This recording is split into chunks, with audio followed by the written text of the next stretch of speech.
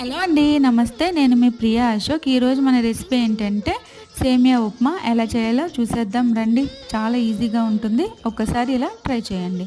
First dry ప్యాన్‌లో ఉప్మా రవ్వ తీసుకొని లో ఫ్లేమ్ మీద మాత్రమే బ్రౌన్ కలర్ వచ్చేంత వరకు ఫ్రై చేసుకొని పక్కన పెట్టుకోండి. సేమ్ ప్యాన్‌లో ఆయిల్ వేసుకొని మినపప్పు, ఆవాలు, జీలకర్ర, పచ్చిమిరపకాయలు, అల్లం, ఆనియన్స్, సాల్ట్ ఫ్రై అయినాక క్యారెట్ ముక్కలు వేసి అవి కూడా లో ఫ్లేమ్ మీద ఫ్రై అయినాక కాజు ప్లస్ సేమియా రవ్వ కూడా వేసుకొని లో ఫ్లేమ్ మీద మాత్రమే బ్రౌన్ కలర్ వచ్చేంత వరకు ఫ్రై చేసుకోండి.